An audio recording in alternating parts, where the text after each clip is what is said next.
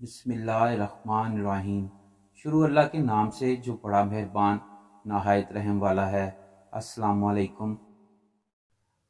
معزز ناظرین اکرام، کیا آپ جانتے ہیں کہ یہودیوں کی بہت نسلیں اور فرقے ہیں، جن میں سے یہودیوں کی ایک ایسی نسل بھی موجود ہے جن کی جلد کا رنگ مردہ انسانوں کی طرح پیلا ہوتا ہے، اور ان کے جسموں سے کسی مردہ گلی سڑی لاش کی طرح بدبو آتی رہتی ہے، یہاں تک کہ ان کا نیا لباس بھی تھوڑے ہی عرصے بعد کسی مردہ کے کفن کی طرح گرد آلود اور تار تار ہونے لگتا ہے۔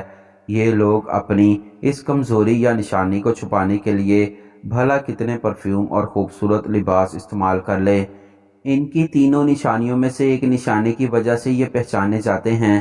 ان کے اس کام کے حوالے سے کہا جاتا ہے کہ یہ ایک عذاب یافتہ قوم ہے جو ہزاروں سال پہلے دنیا میں آئی تھی، لیکن اپنی بدعمالیوں اور اللہ کے احکامات کی خلاف ورزی کرنے کی وجہ سے ایک انوکھے اور بدترین عذاب کا شکار ہو گئی تھی۔ محترم ناظرین اکرام، یہ واقعہ حضرت حزقیل علیہ السلام کی قوم کا ہے۔ حضرت حزقیل علیہ السلام حضرت موسیٰ علیہ السلام کے تیسرے خلیفہ تھے جو منصب نبوت پر سرفراز کیے گئے۔ حضرت موسیٰ علیہ السلام کی وفات کے بعد آپ خلیفہ اول حضرت یوشع بن نون علیہ السلام ہوئے، جن کو اللہ تعالیٰ نے نبوت عطا فرمائی۔ ان کے بعد حضرت خالد بن یوحنا علیہ السلام حضرت موسیٰ علیہ السلام کی خلافت سے سرفراز ہو کر مرتبہ نبوت پر فائز ہوئے۔ پھر ان کے بعد حضرت حزقیل علیہ السلام حضرت موسیٰ علیہ السلام کے جانشین اور نبی ہوئے۔ حضرت حزقیل علیہ السلام کا لقب ابن الحجوز یعنی بڑھیا کے بیٹے، آپ ذوالکفل بھی کہلاتے تھے۔ ابن الحجوز یعنی بڑھیا کے بیٹے کہلانے کی وجہ یہ تھی کہ وہ اس وقت پیدا ہوئے جب ان کی والدہ بہت بوڑھی ہو چکی تھیں، اور آپ کا لقب ذوالکفل اس لیے ہوا کہ آپ نے اپنی حفاظت میں لے کر 70 انبیاء اکرام کو قتل ہونے سے بچا لیا تھا، جن کے قتل ہونے پر یہودی قوم آمادہ ہو گئی تھی۔ پھر یہ خود بھی اللہ کے فضل و کرم سے یہودیوں کی تلوار سے بچ گئے تھے اور برسوں زندہ رہ کر اپنی قوم کو ہدایت فرماتے رہے۔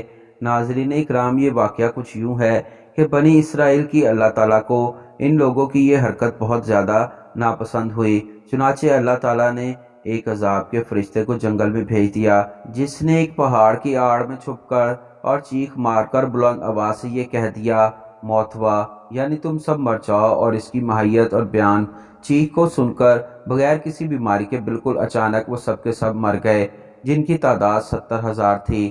ان مردوں کی تعداد اس قدر زیادہ تھی کہ لوگ ان کے کفن دفن کا کوئی انتظام نہ کر سکے، اور ان مردوں کی لاشیں کھلے میدان میں پڑی سڑنے لگیں۔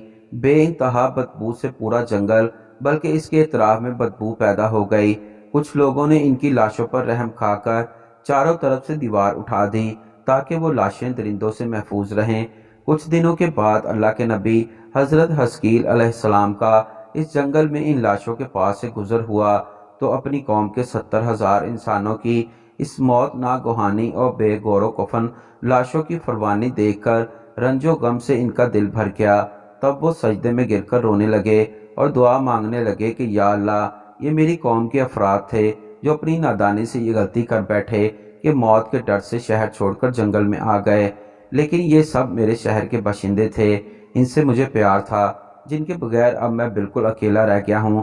اگر یہ زندہ ہوتے تو میں ان کو تبلیغ کر کے نافرمانی سے بچانے کی کوشش کرتا۔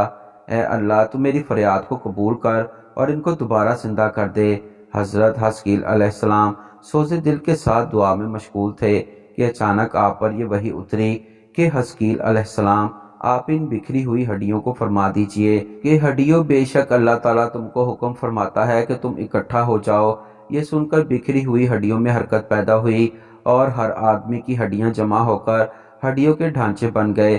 پھر وہی آئی، حزقیل، آپ فرما دیجئے، اے ہڈیوں، تم کو اللہ کا یہ حکم ہے کہ تم گوشت پہن لو۔ یہ کلام سنتے ہی فوراً ہڈیوں کے ڈھانچوں پر گوشت پوست بھی چڑھ گئے۔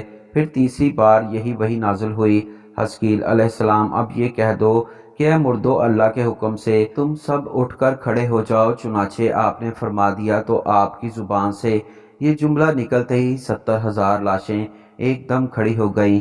ناظرین اکرام، بے شک انسانی تاریخ کا یہ انوکھا اور حیرت انگیز واقعہ تھا جب ایک دو نہیں بلکہ 70,000 انسان جو مر چکے تھے ایک بار پھر زندہ کر دیے گئے، لیکن ان کے عذاب کی نشانی کے طور پر ان میں تبدیلی آ چکی تھی، جن کے آثار آج بھی موجود ہیں، اور وہ یہ تھی کہ ان کی جلد کا رنگ کسی مرد انسان کی لاش کی طرح پیلا ہو چکا تھا، جس طرح 10-15 دن کے بعد کسی لاش کے جسم کا سارا خون خشک ہو جاتا ہے اور خون کے بغیر جلد بالکل پیلی پڑ جاتی ہے، کہ انسانوں کی جلد کا رنگ ایسے ہی پیلا ہو چکا تھا، لیکن وہ صحت مند اور زندہ تھے۔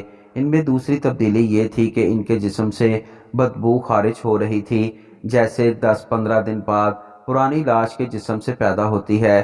جبکہ تیسری تبدیلی یہ تھی کہ یہ جو لباس پہنتے، کچھ دن بعد اس کی حالت مردے کے کفن سی ہونے لگتی تھی، جیسے قبر میں پڑا مردہ مٹی لگنے سے اس کا کفن میلا ہونے لگتا ہے اور کمزور ہو کر تار تار ہونے لگتا ہے۔ یہ تینوں نشانیاں ان کی زندگی میں شامل ہو چکی تھیں، اور آج ہزاروں سال بعد اس نسل کے یہودی دنیا میں جہاں بھی موجود ہیں، ان میں یہ تینوں نشانیاں ہوتی ہیں۔ قرآن مجید کی سورہ بقرہ کی آیت نمبر 243 میں اس بات کی دلیل ہے، جس کا ترجمہ کچھ یوں ہے کہ اے محبوب، کیا آپ نے نہیں دیکھا تھا وہ جو موت کے ڈر سے اپنے گھروں سے نکلے؟ وہ ہزاروں تھے، اللہ نے ان سے کہا مر جاؤ، اور پھر انہیں زندہ کر دیا۔ بے شک اللہ تعالیٰ لوگوں پر فضل کرنے والا ہے اور اکثر ناشکرے ہیں۔